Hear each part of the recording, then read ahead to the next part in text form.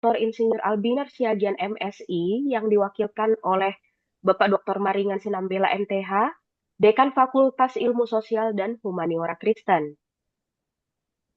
Yang terhormat Kepala Badan Pusat Statistik Kabupaten Tapanuli Utara, Bapak Dr. Andes Anggiat Tulus Sibagariang. Dan yang terhormat segenap peserta webinar Pojok Statistik yang semoga semuanya dalam keadaan sehat pada hari ini. Di kesempatan kali ini, kita akan menyimak paparan yang sangat menarik terkait bagaimana memahami indikator makroekonomi dalam menggambarkan pembangunan daerah. Secara khusus yang diangkat adalah pembangunan di Kabupaten Tapanuli Utara. Sebagai arahan pembuka, mari kita dengarkan kata sambutan dari Rektor Institut Agama Kristen Negeri Tarutung, Bapak Profesor Dr. Insinyur Albinar Siagian MSI, yang pada kesempatan kali ini diwakilkan oleh Bapak Dr. Maringan Sinambela MTH, Dekan Fakultas Ilmu Sosial dan Humaniora Kristen. Pada Bapak Maringan Sinambela, waktu dan layar kami persilahkan. Baik, terima kasih kepada Ibu sebagai moderator. Selamat pagi, Bapak Ibu semuanya, khususnya para peserta dan juga narasumber kita, Bapak Sibagariang, yang akan membekali kita semua yang ada di Zoom ini, khususnya para masyarakat dan juga mahasiswa dalam webinar kali ini tentang edukasi statistik. Harapan kita memang dengan adanya webinar ini, maka masyarakat dan peserta semuanya, mahasiswa akan semakin dibekali tentang edukasi statistik. Kami menyambut dengan baik di acara ini karena akan bermanfaat bagi kita ke depan, ya. Dan kami mengucapkan terima kasih kepada pihak BPS Kabupaten Utara, dalam hal ini Bapak Sibagariang sebagai pimpinan BPS Kabupaten Utara. Dengan ini kami sambut dengan baik dan kami mewakili Rektor Yakan Tarutung mengucapkan terima kasih dan akhir kata kami ucapkan selamat berwebinar tentang edukasi statistik. Terima kasih, Horas. Horas, Horas sama. Horas Pak.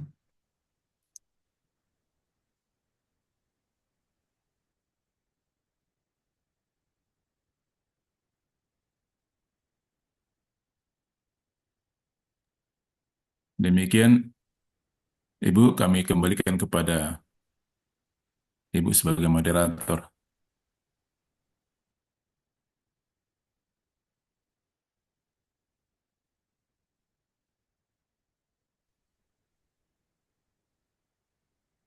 Baik, terima kasih atas kata sambutannya Bapak. Sebelum memulai acara, mari kita memohon penyertaan Tuhan agar rangkaian webinar hari ini dapat berjalan dengan lancar. Untuk itu kami persilakan kepada Ibu Yulia Sitepu, Kaprodi Statistika IAKN, untuk memimpin doa. Kepada Ibu Yulia Sitepu, waktu dan layar kami berikan. Baik, terima kasih. Izin saya membawakan doa ini dalam kepercayaan iman Kristen. Mari kita bersatu di dalam doa. Terpujilah Allah Bapa yang bertata dalam kerajaan surga. Pada pagi ini kami masih merasakan berkat dan kasih penyertaan-Mu ya Tuhan. Engkau masih memberikan kami nafas kehidupan. Tuhan Yesus, pada pagi ini ya Tuhan, kami akan melakukan kegiatan webinar ini ya Tuhan, dalam rangka untuk mengedukasi masyarakat dalam pengenalan data statistik ya Tuhan. Biarlah untuk kegiatan edukasi ini, untuk webinar ini, Engkau sertai ya Tuhan, Engkau berkati, menjadi berkat bagi masyarakat luas ya Tuhan. Dan kami juga berdoa buat Bapak narasumber yang saat ini akan memberikan materinya ya Tuhan, kiranya Engkau berikan kebijaksanaan dan penyertaan-Mu ya Tuhan, agar apa yang disampaikan ya Tuhan ini berguna dan bermanfaat dan dapat dipahami oleh kami peserta webinar ya Tuhan. Dan juga kami para peserta ya Tuhan, kiranya Engkau berikan hikmat ya Tuhan, kebijaksanaan agar bisa dapat memahami apa yang disampaikan dan kami bisa melaksanakannya Tuhan, apa yang menjadi tugas dan tanggung jawab kami ya Tuhan. Tuhan Yesus, kami sertakan semua kegiatan rangkaian kegiatan ini ke dalam tangan pertolongan dan penyertaan-Mu ya Tuhan. Kiranya Engkau selalu menolong kami dalam setiap kehidupan. Tuhan Yesus, sempurnakanlah doa kami ini ya Tuhan. Dan ampunilah dosa-dosa kami ini ya Tuhan, supaya kami layak menerima kasih dan penyertaan-Mu. Di dalam nama anak-Mu Yesus Kristus kami mengucap syukur dan berdoa padamu. Haleluya. Amin.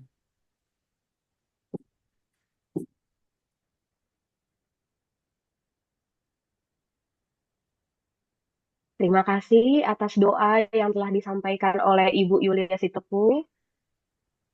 Selanjutnya kita akan masuk sesi foto bersama yang akan dipandu oleh Pak Yosua. Diharapkan semuanya untuk mengaktifkan kamera. Kepada Pak Yosua, waktu dan layar diberikan.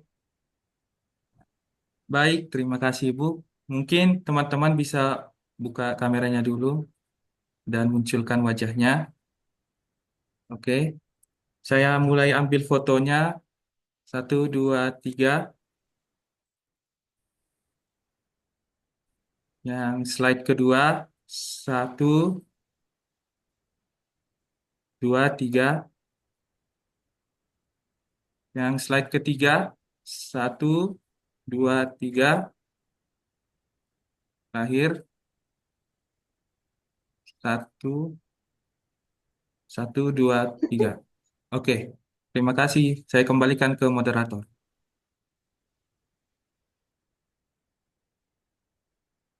Terima kasih. Kami mengingatkan kepada seluruh peserta untuk mengisi daftar hadir di link yang telah disediakan.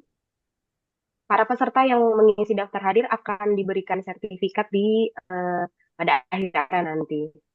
Selanjutnya kita akan masuk acara inti, yaitu paparan materi yang akan dipandu oleh moderator Rachel Sihombing, agen statistik kita dari Institut Agama Kristen Negeri Tarutung.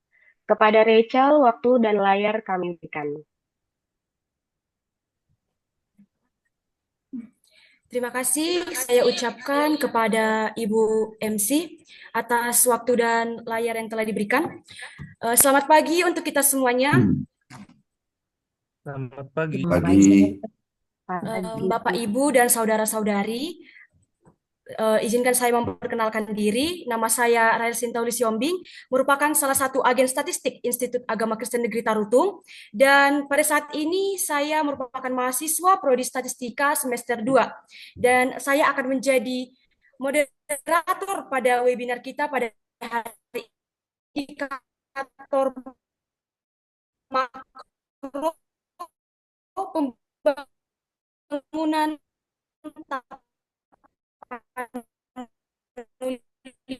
Utara.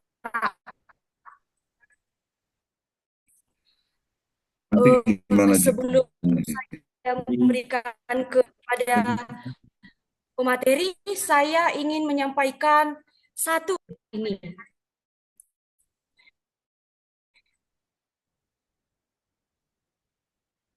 Pemateri kita pada hari ini adalah seseorang yang karismatik ekonomi yang telah membuktikan diri di Badan Pusat Statistika sejak tahun 1994 sampai sekarang.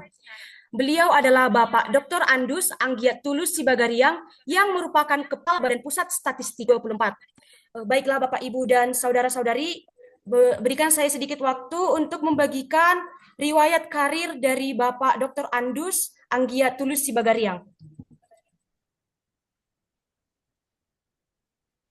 Ini.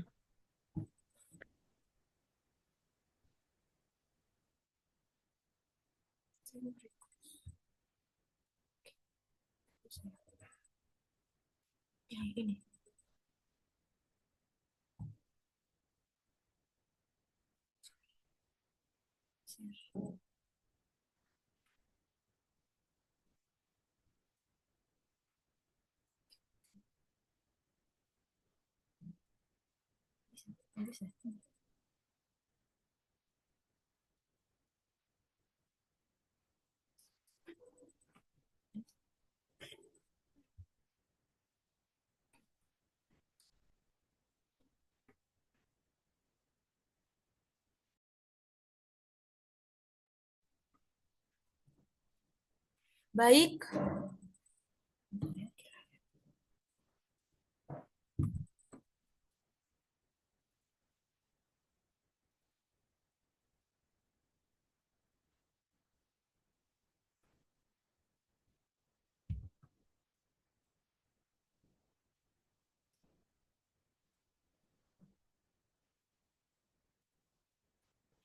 oke, baik Bapak, Ibu, dan saudara-saudari. Ini adalah daftar riwayat karir dari Bapak Dr. Andus Anggiat Tulus Sibagariang. Kita bisa melihat bahwa Bapak tersebut lahir di Sibolga pada tanggal 28 Maret 1968.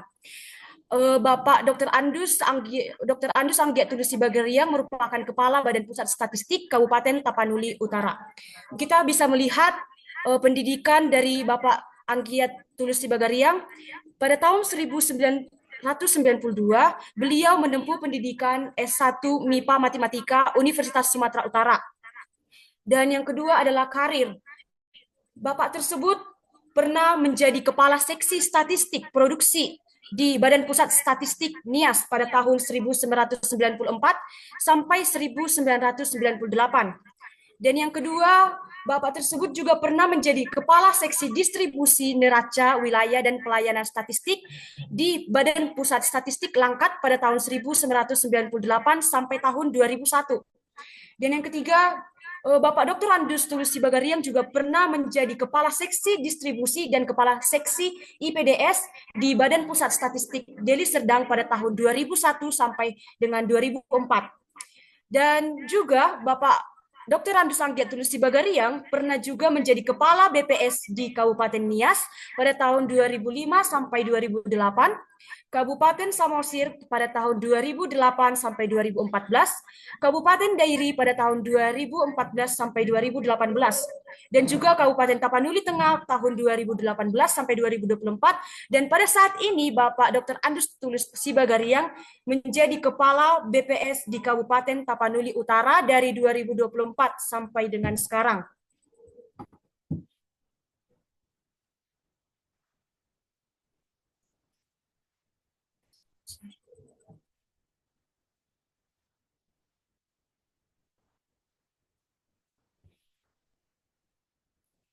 Baik, Bapak Ibu, demikianlah karir riwayat kerja dari Bapak Kepala Badan Pusat Statistik Kabupaten Tapanuli Utara, Bapak Dr. Andus Anggiat Tulus Sibagariang.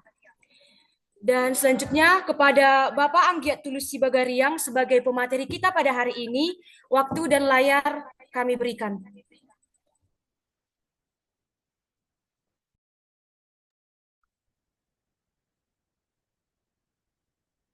Baik, terima kasih Ibu atau adik ini ya, Rahel Sihombing. Halo, bisa dengar? Terdengar, Pak? Bisa didengar? Terdengar Bisa, Pak, suaranya? bisa. Oke. Baik, terima kasih pada MC ya, apa moderator Ibu adik Rahel ya, si Hombing si Hotang tadi ya, si Hotang. Rahel Sihombing, Pak. Yang saya hormati si Hombing ya, terima kasih. Yang saya hormati Rektor saya ulangi, Rektor Institut Agama Kristen Negeri Tarutung, dalam hal ini diwakili oleh Dekan Fakultas Ilmu Sosial dan Humaniora Kristen, Bapak Dr. Maringan Sinambela, Master Teologia, Ketua Tim Pojok Statistik BPS Kabupaten Tapanuli Utara, Ibu Dahlia, para agen statistik, pojok statistik di IAKN Tarutung, dan Bapak Ibu semua peserta webinar statistik hari ini.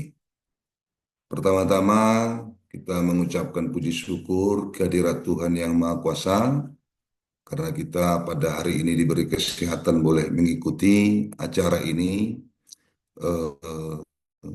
dengan dalam keadaan sehat-sehat. izin saya akan membagikan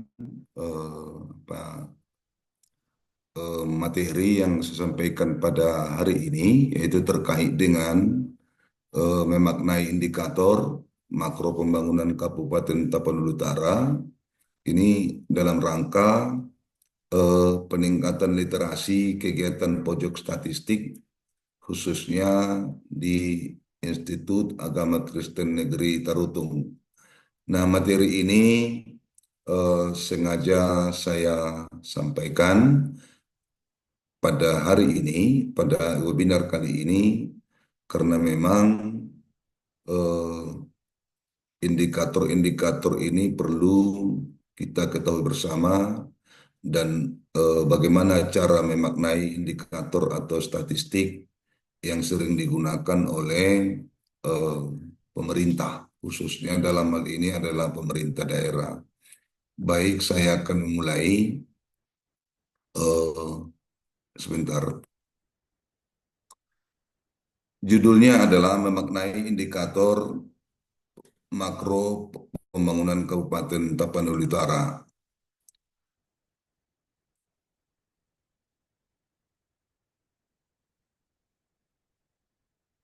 Ya, nah,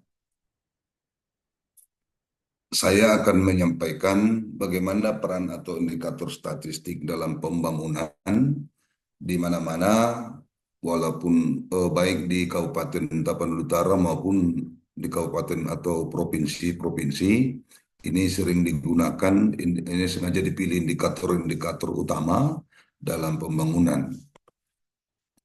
Bapak Ibu semua, kita tahu bahwa statistik itu penting, terutama dalam pembangunan, terutama dalam tahap perencanaan, itu sebagai dasar informasi dalam penyusunan rencana kebijakan, lalu kemudian dalam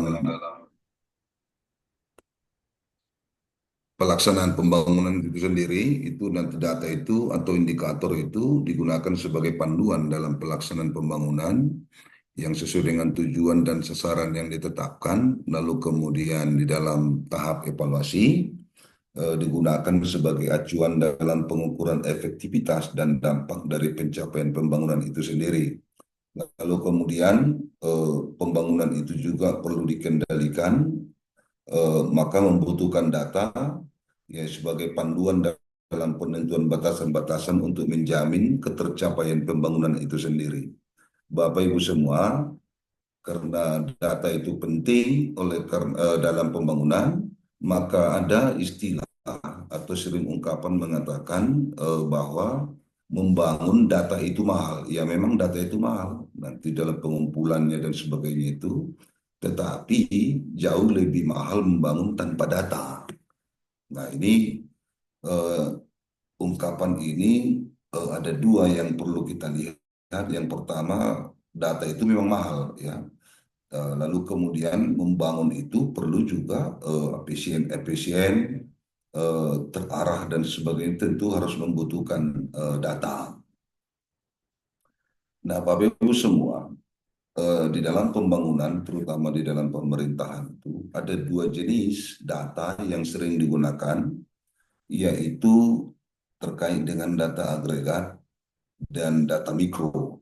Biasanya BPS itu selalu mengeluarkan data agregat, ya, itu yang digunakan untuk perencanaan, evaluasi, dan pengendalian pembangunan. Itu biasanya diperoleh dari hasil sensus, hasil survei, kompilasi produk administrasi, yaitu data-data yang ada di instansi-instansi itu yang terbuka untuk umum. Lalu kemudian sumber data lainnya sesuai dengan perkembangan ilmu teknologi sekarang, itu namanya big data. Nah, lalu kemudian ada namanya data mikro. Itu biasanya digunakan untuk pensasaran program pembangunan maupun intervensi, ya, intervensi program-program oleh pemerintah. Biasanya itu datanya disajikan by name, by address, single level individu, seperti misalnya basis data administrasi, yang dihasilkan dan dikelola oleh kementerian lembaga dan daerah untuk eksekusi program pemerintah. Misalnya untuk penyaluran bantuan dan sebagainya itu. Nah, yang terakhir yang sekarang lagi berjalan dan yang akan digunakan ke depan itu ada yang namanya Data Tunggal Sosial Ekonomi Nasional atau DTSN. Ini si datanya juga data mikro, itu by name, by address, untuk pensasaran program pembangunan ke depan. Jadi misalnya untuk penyaluran bantuan dan sebagainya, siapa dan di mana, itu nanti datanya digunakan data tunggal sosial ekonomi nasional yang sekarang sedang berjalan proses ground check-nya atau pemutakhirannya.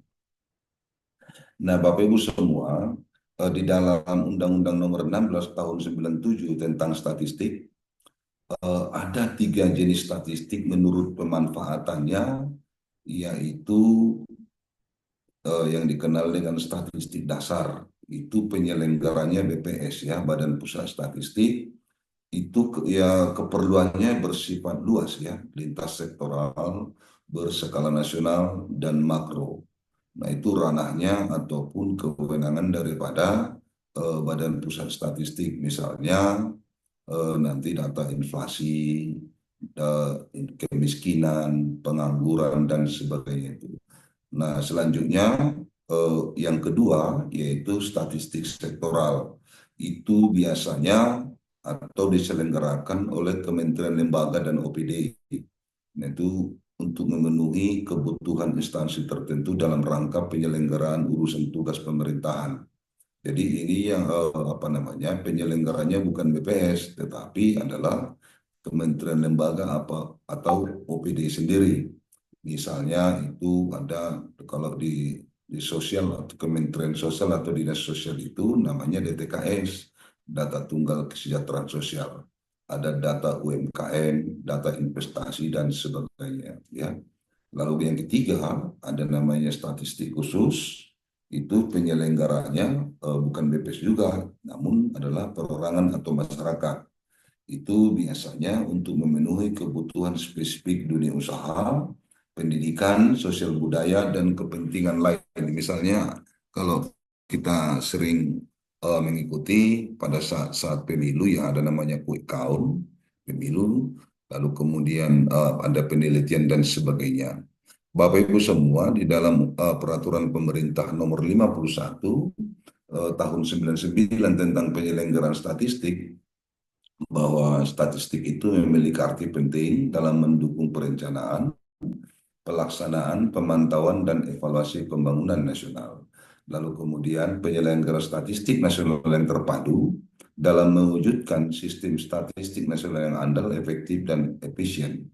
Lalu kemudian perlunya upaya-upaya koordinasi dan kerjasama serta upaya pembinaan terhadap seluruh komponen masyarakat statistik, termasuk pojok statistik ini, ya. Jadi kita selalu berkoordinasi, bekerja sama dalam rangka pembinaan maupun pada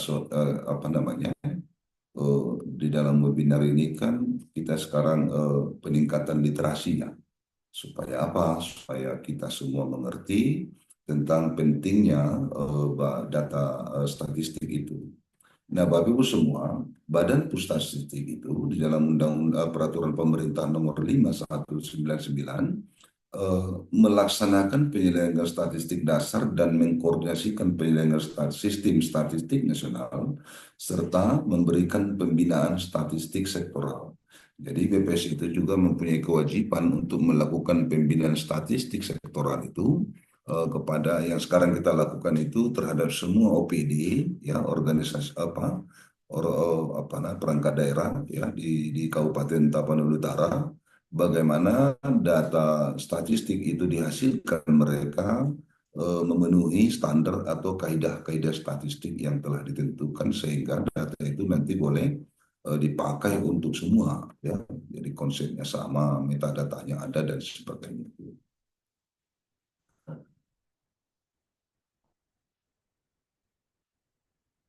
Nah, Bapak Ibu semua, di dalam Undang-Undang Nomor 16 Tahun 97 tentang statistik, Di sana ada 3 eh, kewajiban ataupun amanat yang kepada BPS terkait dengan pengumpulan data, yaitu namanya sensus penduduk.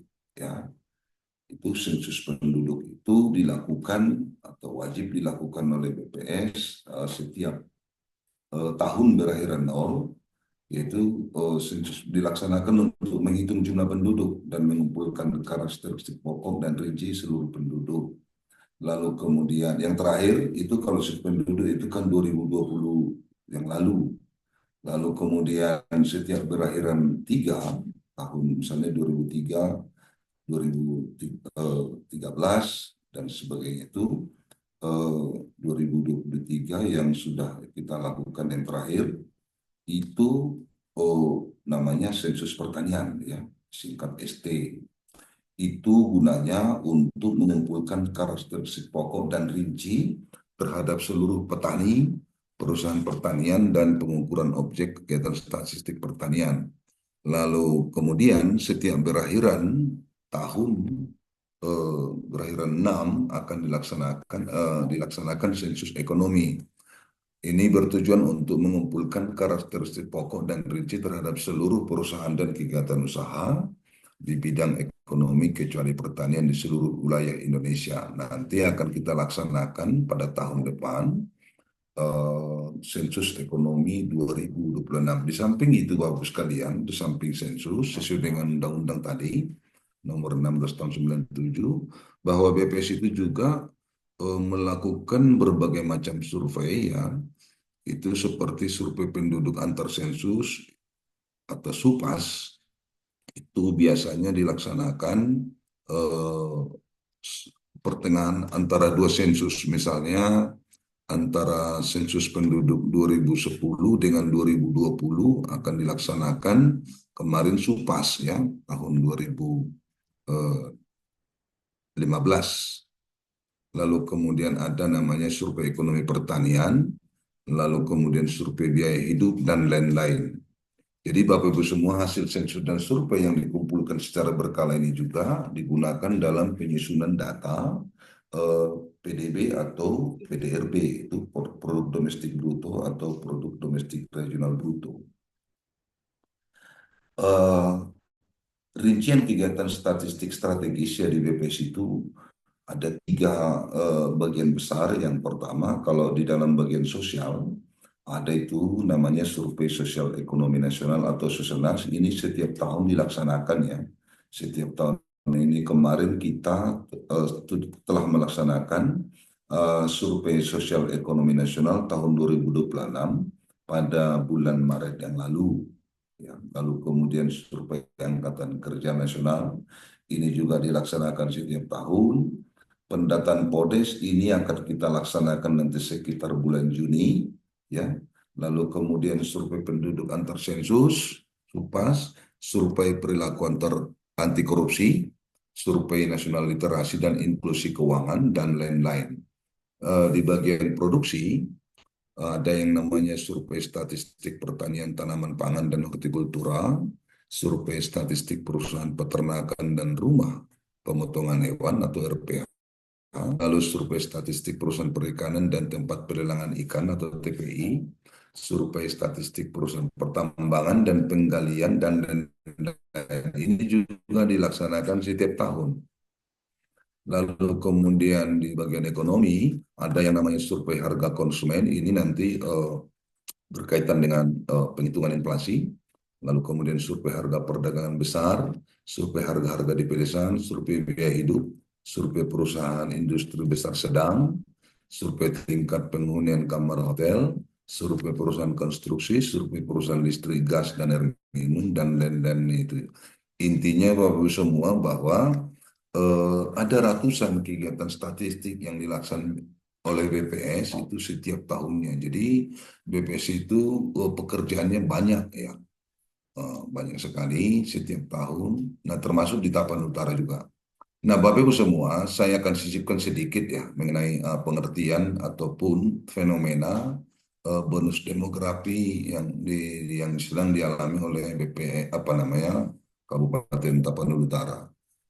Bapak Ibu semua, bonus demografi itu kan adalah eh, kejadian atau fenomena di mana penduduk usia produktif lebih besar daripada jumlah penduduk usia non produktif. Nah, kalau kita lihat BPS telah melakukan proyeksi penduduk Sumatera Utara tahun 2020 sampai 2035, termasuk di dalamnya adalah Kabupaten Tapanuli Utara, bahwa penduduk Kabupaten Tapanuli Utara hingga tahun 2035 nanti adalah sebesar 368.049 jiwa. Nah, kalau kemarin waktu sensus penduduk 2020 masih 311.381. Nah, jadi setiap tahun dia berkembang ya.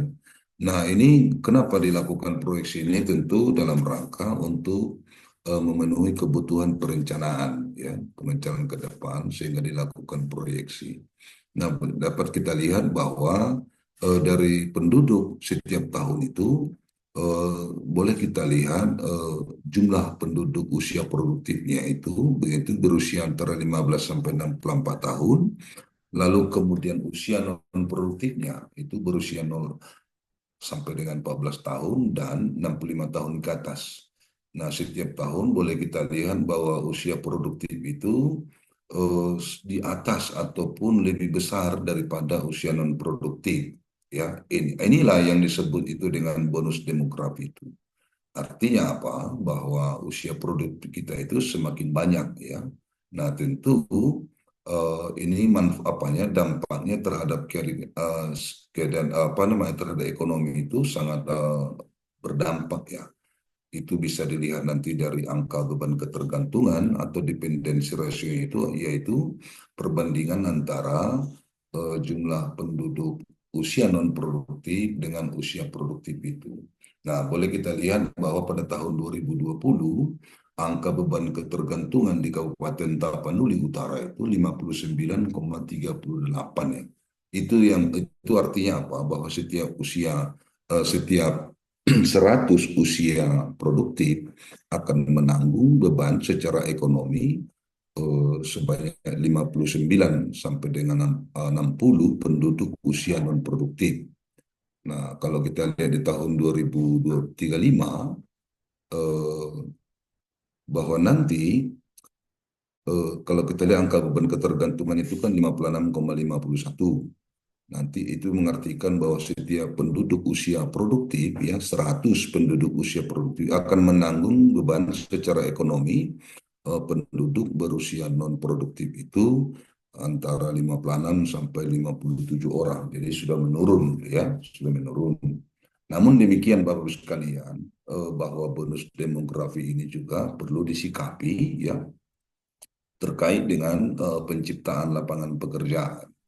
Kalau usia produktifnya banyak, tentu eh, pemerintah harus menyediakan lapangan pekerjaan ya untuk menyerap tenaga kerja yang banyak ini. Lalu kemudian menyediakan sarana pendidikan dan pelatihan yang memadai untuk meningkatkan keterampilan tenaga kerja usia produktif tersebut dan mengelola keseimbangan antar generasi sehingga diharapkan bonus demografi ini nanti tidak menjadi beban di masa depan. Nah, itu sekilas terkait dengan bonus demografi Bapak semua.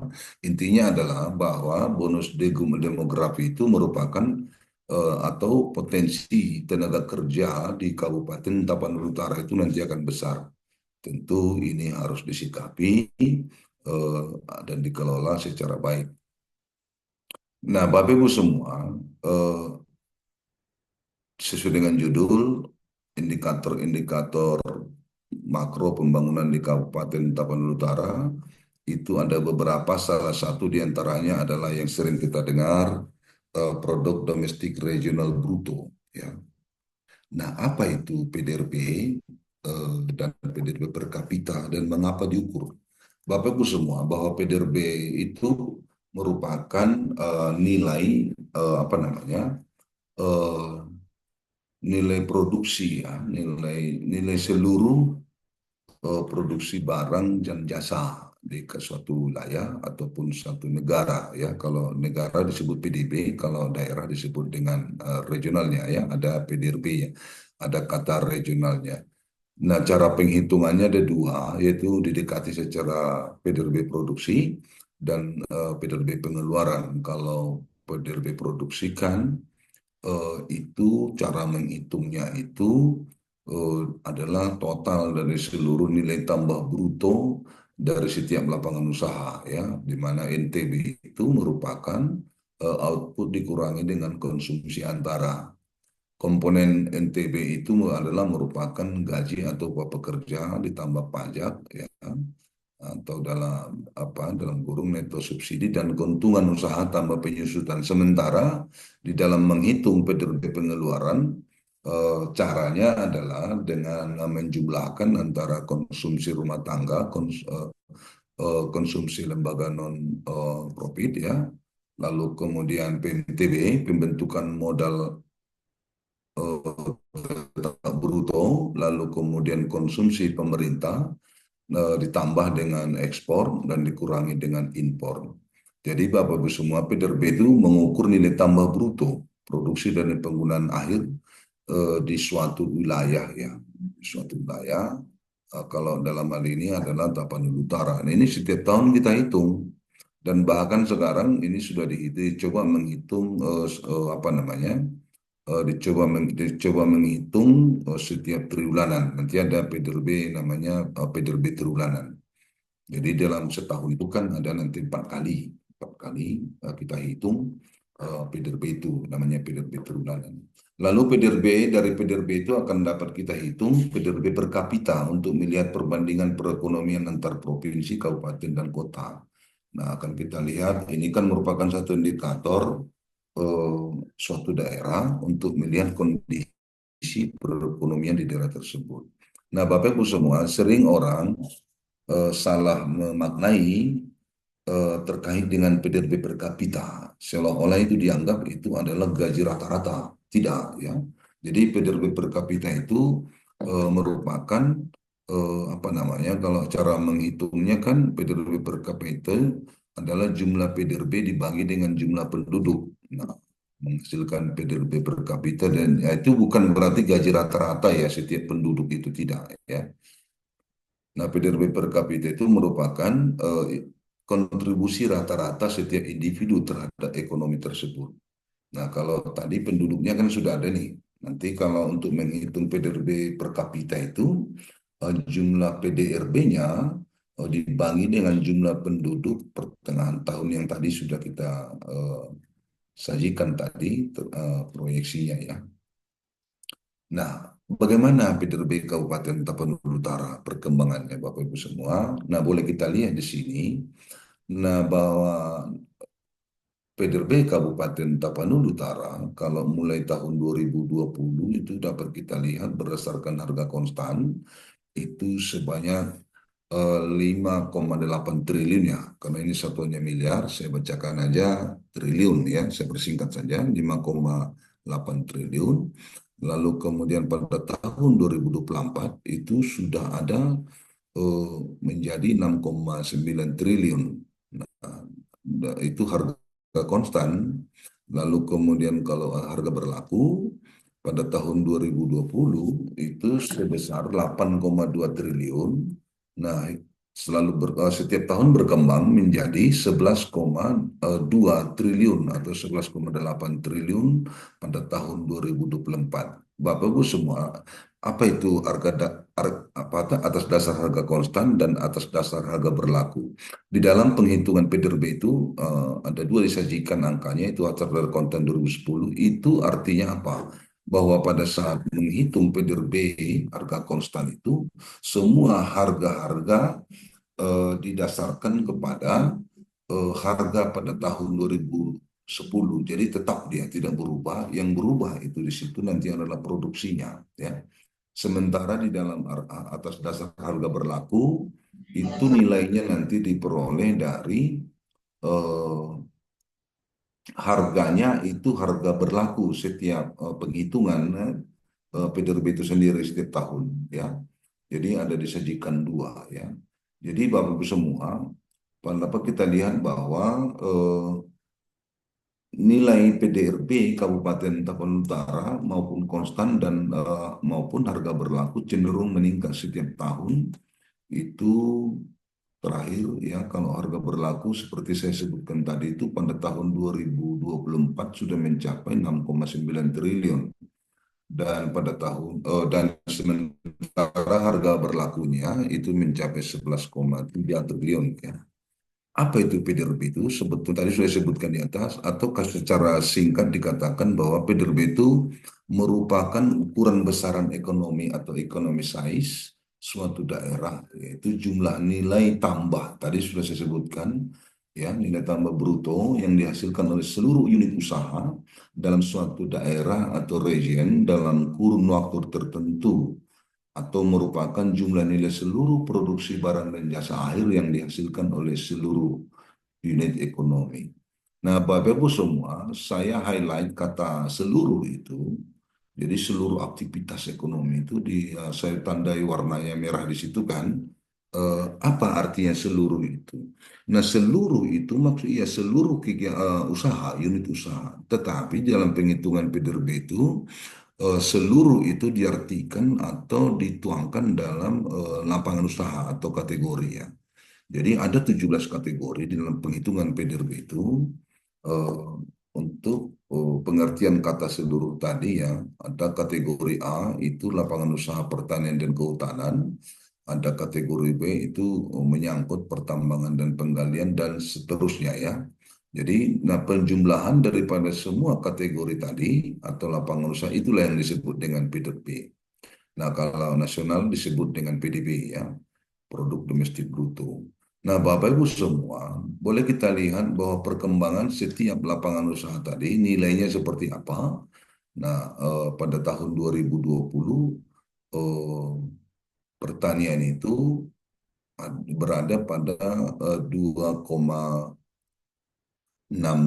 triliun ya. Lalu kemudian pada tahun 2024 sudah mencapai 3,1 triliun. Nah, sedangkan harga berlakunya itu pada tahun 2020 kemarin itu sebesar 3,5 triliun. Pada tahun 2024 sudah mencapai 5,058 triliun. Nah, Bapak Ibu semua, boleh kita lihat di sini, inilah apa namanya, nilai PDRB menurut lapangan usaha kategori yang ada di Kabupaten Tapanuli Utara. Itu yang PDRB-nya yang 11,2 triliun tadi itu dari mana asalnya? Itu dari penjumlahan seluruh apa ini kata seluruh tadi, seluruh lapangan usaha tadi. Nah, setelah dijumlahkan maka dapatlah nilai PDRB-nya tadi. Begitu juga dengan harga atas dasar harga konstan ya. Harga dasar konstan itu pada tahun 2024 sudah mencapai 6,9 triliun. Itu dari mana? Itu adalah dari seluruh ya nilai PDRB lapangan usaha mulai dari pertanian sampai dengan jasa-jasa lainnya. Nah, Bapak Ibu semua, kita juga di dalam menyajikan indikator ini disertai juga dengan bagaimana struktur PDRB Kabupaten Tapanuli Utara. Nah, ini penting Bapak Ibu semua. Mengapa? Karena struktur ini eh, dari struktur ini kita boleh melihat bagaimana sebetulnya ekonomi di suatu daerah itu strukturnya makronya seperti apa. Apakah misalkan daerah itu pertanian atau manufaktur jasa dan sebagainya itu. Nah, sampai dengan tahun 2024 boleh kita lihat ya bahwa struktur perekonomian makro Kabupaten Tapanuli Utara masih didominasi oleh sektor apa namanya kategori A, atau ini kan kategori itu pertanian, kehutanan dan perikanan itu sebesar 48,85. Ini dari mana diperoleh? Ini merupakan proporsi ataupun persentase setiap lapangan usaha tadi. Jadi ada pertanian itu 44,85% di Tapanuli Utara. Sementara lapangan usaha B itu pertambangan penggalian itu paling kecil ya, itu share-nya atau kontribusinya itu 0,07%. Jadi yang paling besar itu pertanian. Yang kedua itu adalah perdagangan besar, dan eceran, operasi mobil dan sepeda motor. Yang ketiga adalah konstruksi dan seterusnya. Ya, ini 15 sekalian. Dari share masing-masing sektor itu, maka kita sebut dia struktur, ya, struktur ekonomi. Struktur ini boleh berbeda-beda di setiap daerah tergantung kepada potensi daerah tersebut. Kebetulan Tapanuli Utara kan potensinya pertanian. Nah, Bapak-Ibu semua, hingga tahun 2024 itu dari struktur tadi boleh kita lihat bahwa Kabupaten Tapanuli Utara itu masih di oleh lapangan usaha atau sektor primer, yaitu pertanian, kehutanan, dan perikanan. Nah, sering orang menanya ya, mengapa satu daerah itu, atau kalau kita lihat dari perkembangan tadi ini, seolah-olah ya, seolah-olah PDRB kita itu perekonomian di Tapanuli Utara itu masih kecil ya, relatif kecil dibanding daerah-daerah lain. Nah, bagaimana cara meningkatkan sebetulnya PDRB itu? Maka kita sudah menyajikan atau menyarankan perlunya ada apa namanya transformasi ekonomi, itu diantaranya dengan melakukan upaya peningkatan peranan lapangan usaha sektor lain. Ya, kalau kita lihat ini sebetulnya ini masih boleh dikembangkan, boleh dikembangkan dan sebagainya itu. Jadi ini masih dari tahun 2020 masih begini-begini saja, masih sektor pertanian. Sementara yang lain itu sepertinya belum maksimal gitu loh. Nah, itu oleh karena itu perlu dimaksimalkan karena memang eh, Utara itu nanti pada tahun 2045 bahwa kontribusi sektor pertanian itu nanti semakin kecil. Itu ada sebesar 39,49% diharapkan ke depan. Nah, kalau kita lihat perbandingan nilai PDRB kita menurut kabupaten kota di Sumatera Utara, posisi Kabupaten Tapanuli Utara itu berada di mana ya? Berada di mana? Kalau ini bisa kita lihat Tapanuli Utara itu tidak terbawah sekali, tapi tidak di atas kita, di tengah-tengah gitulah ya, 11,28 itu kita masih di bawah Tanjung Balai, masih di bawah Tanjung Balai, Dairi dan sebagainya. Tapi masih ada di bawah kita memang itu Toban ya Selatan dan sebagainya itu ya. Nah, ini posisi kita kalau dibandingkan dengan eh, kabupaten kota di Provinsi Sumatera Utara. Lalu kemudian Bapak-Ibu semua, dari PDRB itu dihasilkanlah istilahnya laju pertumbuhan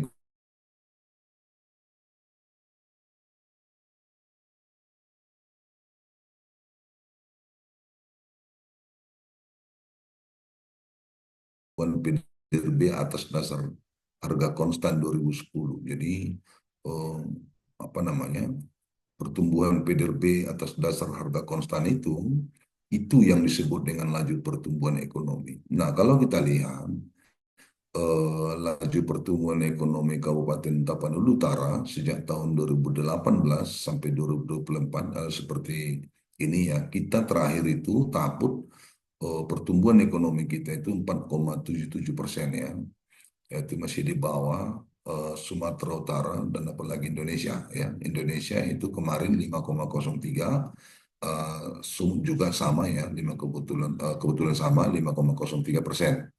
Nah, Bapak-Ibu semua, pertumbuhan ekonomi Kabupaten Tapanuli Utara itu lajunya sumbernya dari mana saja? Ya, sumbernya itu lebih besar itu 4,77 itu adalah dari pertanian, lalu kemudian perdagangan, lalu kemudian administrasi pemerintahan dan selanjutnya dan seterusnya. Nah, ini kontribusinya pengadaan listrik, pengadaan air dan sebagainya masih kecil-kecil ya. Jadi itu tadi sudah disebutkan dari struktur pun sebetulnya Kabupaten Tapanuli Utara itu didominasi oleh pertanian ya.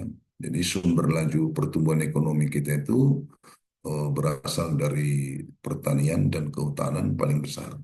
Nah, kalau kita lihat laju pertumbuhan menurut kategori, yang paling besar lajunya pada tahun 2024 itu adalah penyediaan akomodasi, makanan dan minuman, itu sebesar 9,66%. Yang paling kecil itu dari pengadaan listrik dan gas sebesar 0,86 ya persen. Lalu kemudian Bapak semua, dari PDRB itu juga akan kita peroleh yang namanya PDRB per kapita.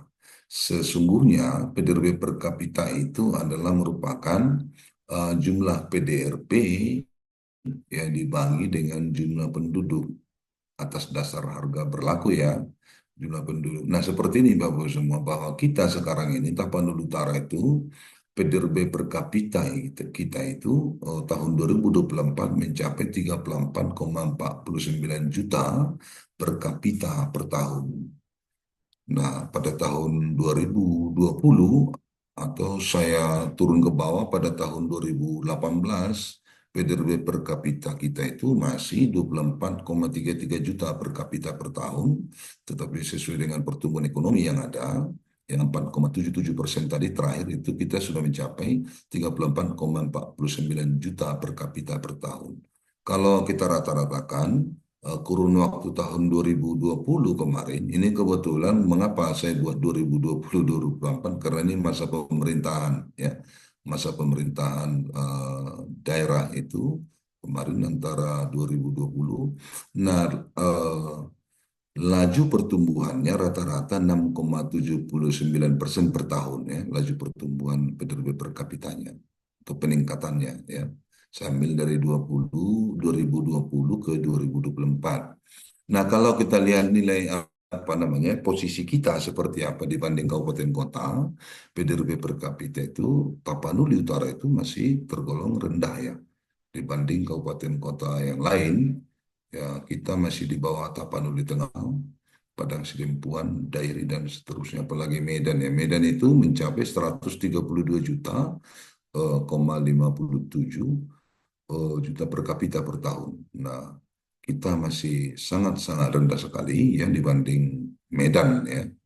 Nah, sementara Bapak Ibu sekalian, pada tahun yang sama Sumatera Utara itu sudah mencapai 73,57 juta per kapita per tahun, dan Indonesia pada tahun 2024 itu sudah mencapai 78,62 juta per kapita per tahun. Nah, jauh sekali ya, jauh sekali. Ini tentu akan diupayakan bagaimana cara meningkatkan PDB per kapita ini sehingga boleh tidak terlalu atau boleh sejajar dengan kabupaten kota lain di Sumatera Utara ya. Apalagi kalau kita tahu bahwa visi presiden yang sekarang itu pertumbuhan ekonomi apa namanya, bukan pertumbuhan ekonomi, nilai PDB per kapita ini katanya diharapkan setara dengan negara maju ya, jauh sekali ya. Lalu kemudian ada lagi indikator atau data kemiskinan ya. Data kemiskinan itu ini yang sering kadang orang membuat apa sendiri, penafsiran sendiri ataupun apa namanya penilaian sendiri terhadap kemiskinan ya yang ada di mata. Tetapi BPS sudah membuat atau Indonesia sudah membuat satu metode cara penghitungan kemiskinan, yaitu yang dilakukan oleh BPS dengan menggunakan apa namanya cara-cara penghitungan yang dilakukan bertahun-tahun. Nah, BPS menghitung kemiskinan itu dengan konsep adalah konsep memenuhi kebutuhan dasar atau basic need dalam menghitung kemiskinan ya. Jadi kemiskinan itu dipandang sebagai ketidakmampuan dari sisi ekonomi untuk memenuhi kebutuhan dasar makanan dan bukan makanan yang diukur menurut garis kemiskinan. Ini di garis merahi ya. Jadi sebetulnya kemiskinan itu di Indonesia oleh BPS dihitung dengan membuat satu garis kemiskinannya dulu ya, baik garis kemiskinan makanan maupun bukan makanan. Sebagai ilustrasi, kalau seseorang dikatakan miskin, apa pengertian miskin? Ya, apabila dia apa namanya dia berada atau pengeluarannya berada di bawah garis kemiskinan ya. Nah, sebagai contoh garis kemiskinan kita pada tahun 2024 Tapanuli Utara itu sebesar 531.593. Nah, itu garis kemiskinan kita. Jadi kalau ada penduduk yang rata-rata pengeluaran per kapitanya di bawah itu, contoh misalnya 391.251, maka mereka-mereka itulah yang disebut dengan miskin itu. Sementara di atas garis kemiskinan itu tidak tergolong miskin, ya, tidak tergolong. Nah, inilah yang dihitung oleh BPS sehingga boleh didapat apa namanya jumlah penduduk miskin dan persentase penduduk miskin tersebut. Dari mana itu diperoleh? Bahwa garis kemiskinan itu diukur melalui ya Susenas dengan melihat apa namanya pengeluaran kebutuhan minimum makanan setara 2.100 kilokalori per kapita per hari, dan jumlah komoditi makanan yang digunakan mencapai 52 jenis komoditi, itu dimulai dari beras ya sampai dengan rokok, itu ada sekitar 52. Lalu kemudian untuk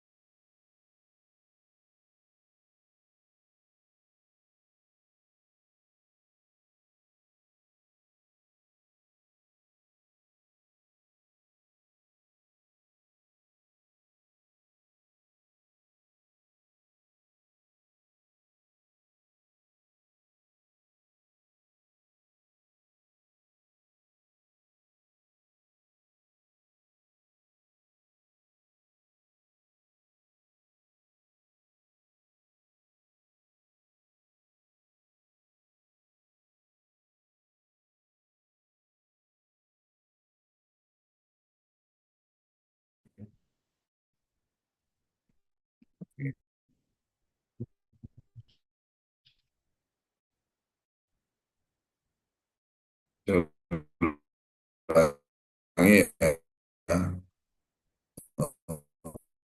Bapak Ibu semua, saya ulangi bahwa garis kemiskinan kita boleh kita lihat sementara bahwa pada kita itu ribu ya per kapita, saya ulangi 337.900 1.948 Bapak, rupiah maaf, per share kapita screen-nya per. berhenti.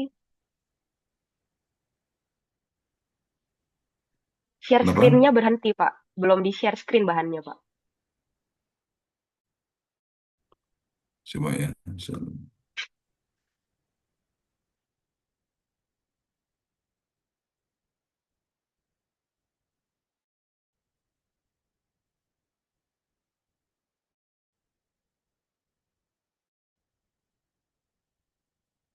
ya.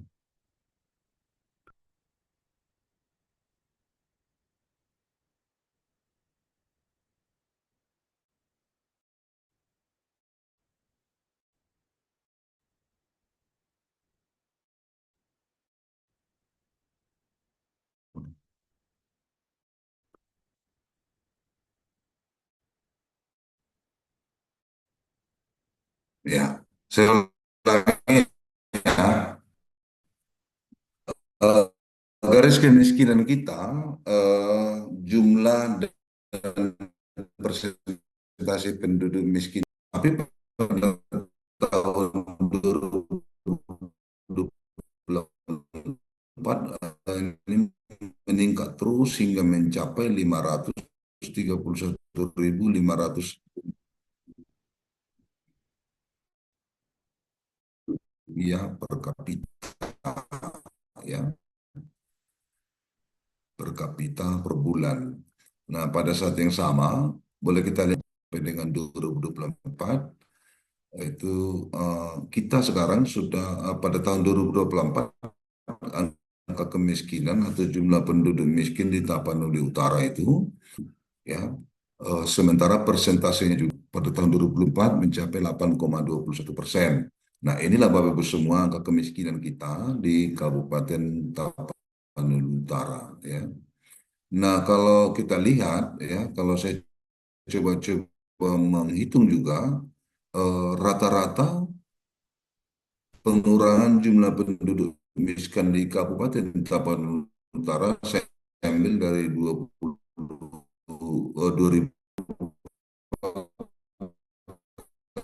kan penjumlahan dari garis kemiskinan lalu kemudian ya garis kemiskinan itu nilai pengeluaran minimum makanan setahun 100 kilokalori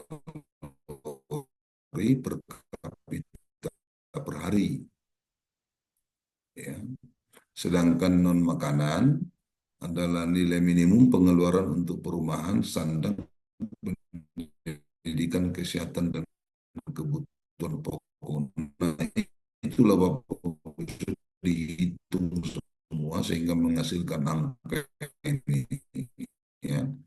Lalu Bapak Ibu semua ada lagi satu indikator di dalam pembangunan itu yang namanya Gini rasio ya. Gini rasio itu untuk melihat di satu wilayah atau daerah kita lihat bahwa satu lagi ukuran yang dibuat oleh Bank Dunia Bapak Ibu semua itu untuk melihat distribusi pendapatan pengeluaran menurut kelompok. Jadi Bapak Ibu semua hasil pembangunan ataupun distribusi pendapatan di Kabupaten Tapanuli Utara itu boleh kita lihat seperti ini ya. Bahwa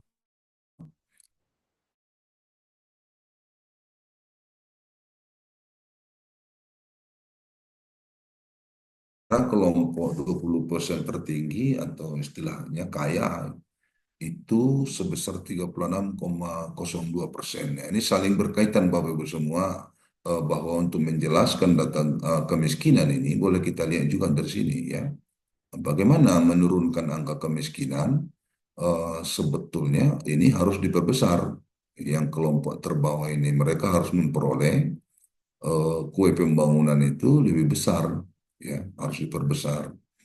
Nah, kalau kita lihat Bapak semua perbandingan ya persentase penduduk miskin di menurut kabupaten kota di Sumatera Utara itu kita berada pada posisi tengah ya 8,2 dibanding dengan kabupaten-kabupaten yang paling tinggi itu persentase penduduk miskinnya itu Nias Barat itu ada sebesar 22,68%, sementara tingkat kemiskinan atau persentase penduduk miskin di Deli Serdang merupakan yang terendah itu sebesar 3,44 ya. Sementara Sumut itu rata-ratanya 7,99. Artinya kita masih di atas rata-rata Sumatera Utara ya. Masih jumlah persentase kemiskinan kita itu masih lebih besar daripada rata-rata Sumut. Lalu kemudian ada lagi indikator statistik ketenaga kerjaan ya. Bapak Ibu semua, diagram ketenagakerjaan Kabupaten Tapan Utara tahun 2024 seperti ini. Jadi Bapak semua, jadi itu penduduk usia kerja itu terbagi atas dua ya. Ada yang namanya angkatan kerja. Kalau di BPS menghitung statistik ketenagakerjaan itu membuat konsep bahwa penduduk usia kerja itu adalah usia kerja usia 15 tahun ke atas ya.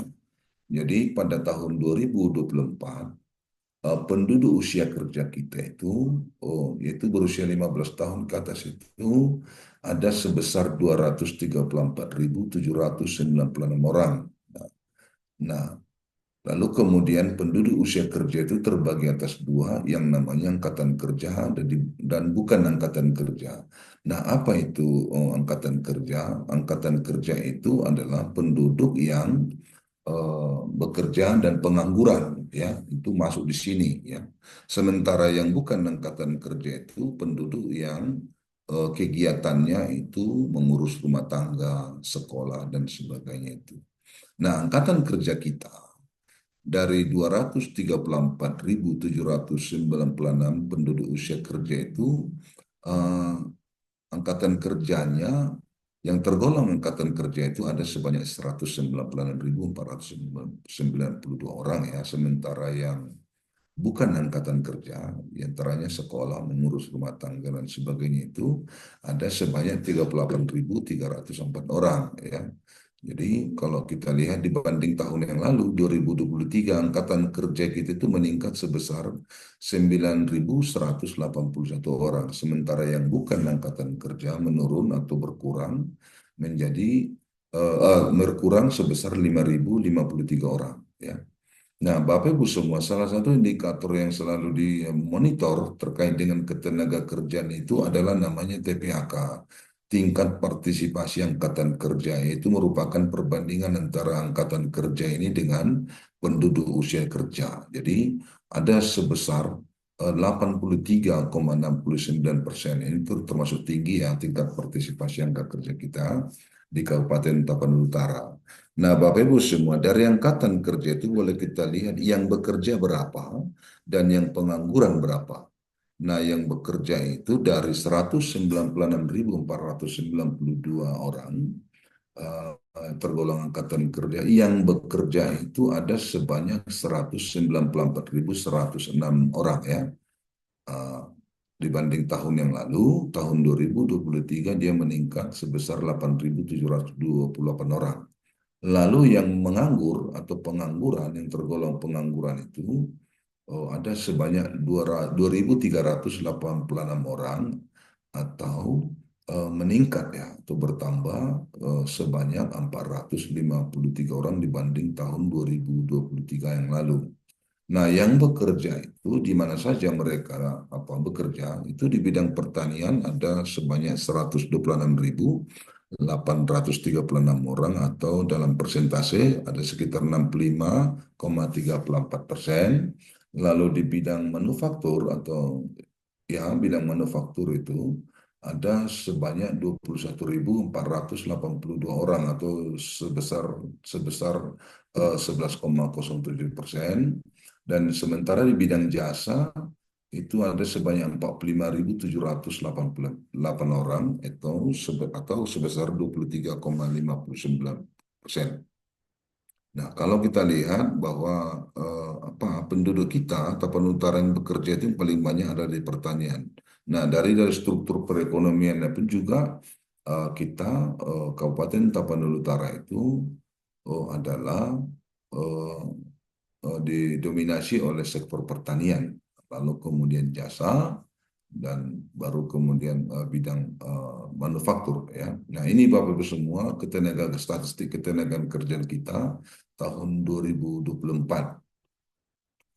Nah, boleh kita lihat juga profil ketenaga kerjaan kita di Kabupaten Tapanuli Utara tahun 2024, yaitu kalau kita lihat angkatan kerja kita menurut pendidikan itu paling banyak itu adalah tamatan SMA umum ya, ada sebanyak 36,89%,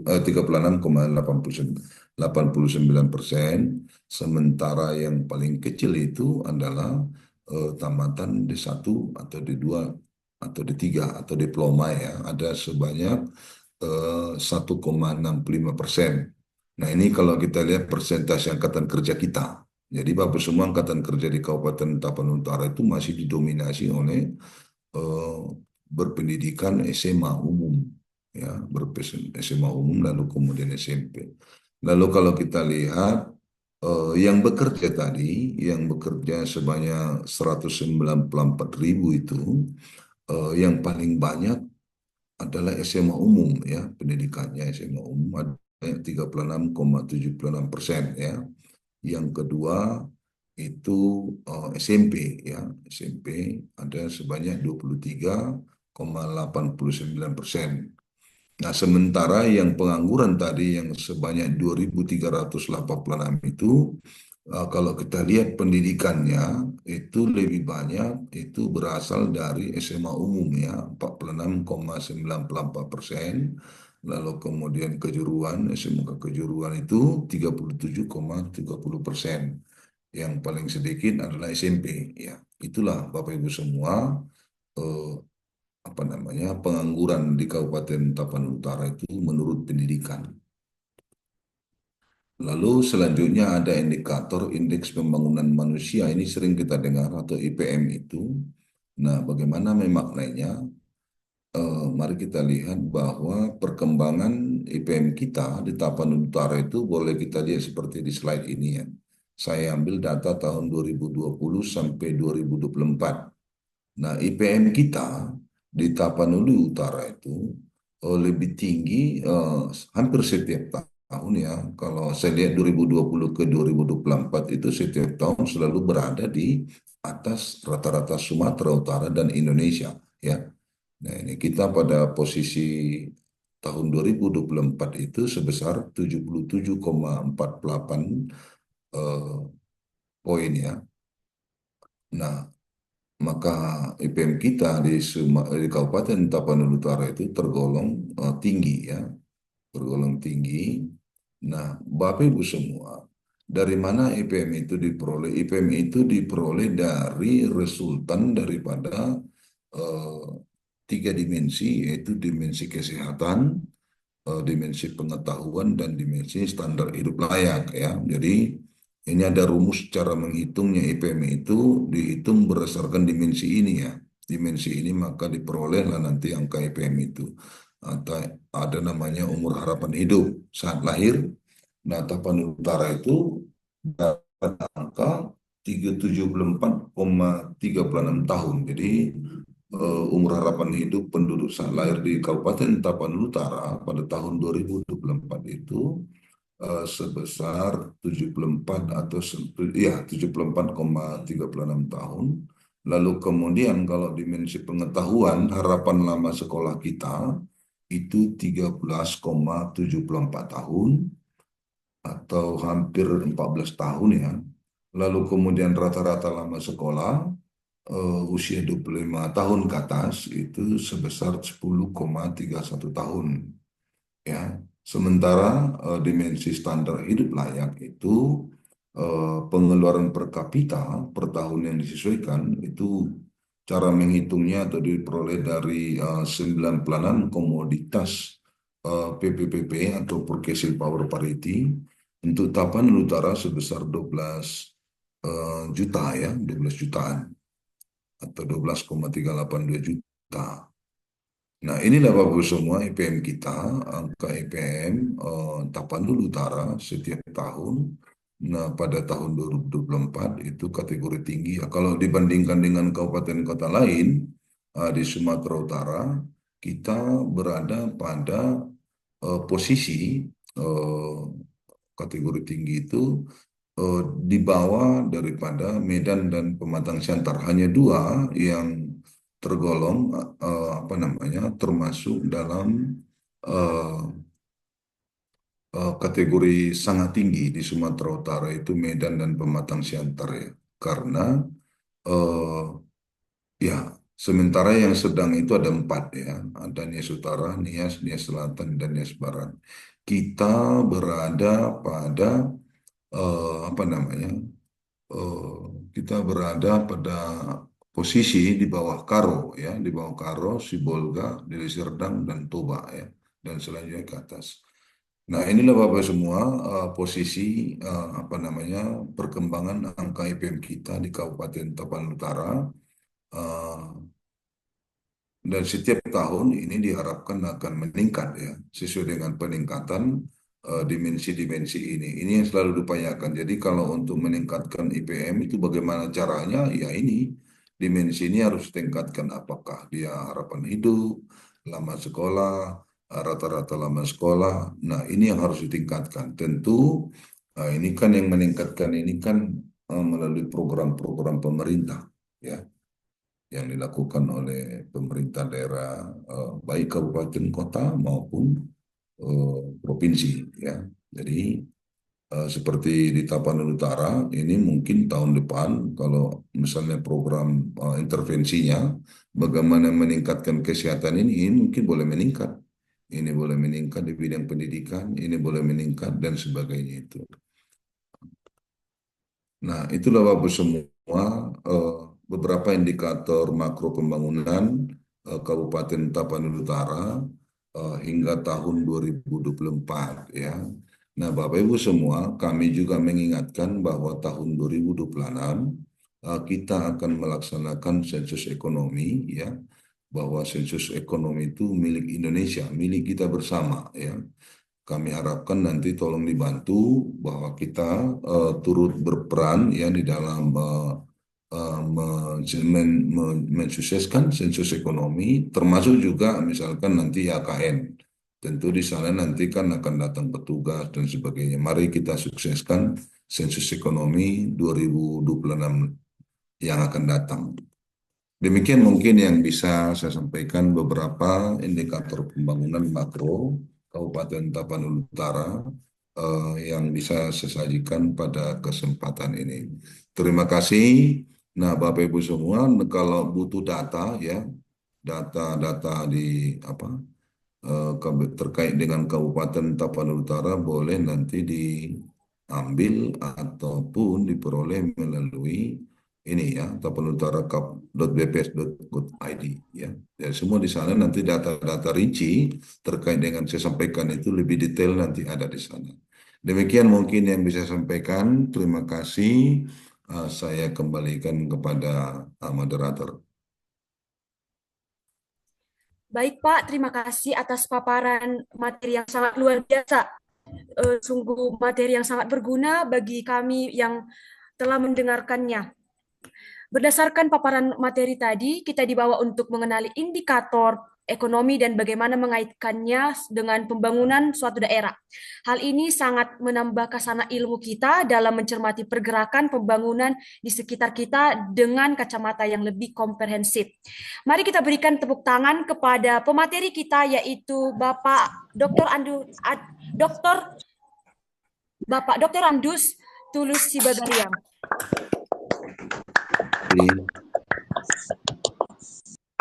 Oke, baik. Selanjutnya kita masuk pada acara sesi tanya jawab. Setelah pemaparan materi yang telah kita dengarkan, pastinya ada beberapa dari kita yang ingin ditanyakan seputar materi tersebut.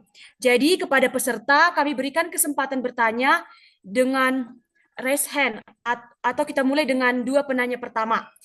Silakan kepada yang ingin bertanya menyebutkan nama, asal institusi, dan mengajukan pertanyaan secara singkat dan jelas. Waktu dan layar kami berikan.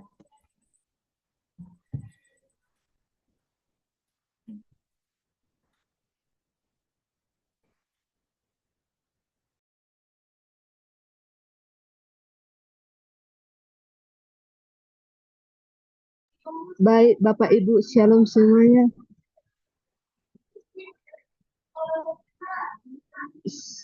Saya ingin bertanya terlebih dahulu. Perkenalkan, nama saya Floratio Minapasaribu. Saya dari Prodi TI Teknologi Informasi kelas A. Saya ingin bertanya kepada Bapak Tulus Sibagariang, langkah-langkah apa yang bisa dilakukan pemerintah dalam memperbaiki indikator yang masih rendah, Pak?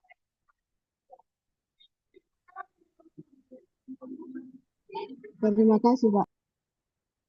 Terima kasih.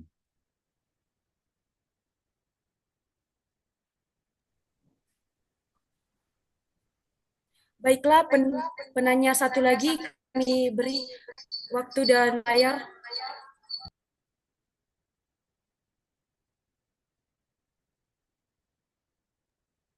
Ya, izin Pak. Izin ya, Rasel. Selamat pagi, Pak Anggiat, Pak Kepala. Pagi. Ya, bagus sekali paparannya, Pak. Kami sangat terinformasi sekali dengan paparannya, Pak. Mungkin pertanyaan dari saya, mungkin saya mau ambil dari perspektif mahasiswa atau anak kos saja ya, mungkin Pak ya. Ya.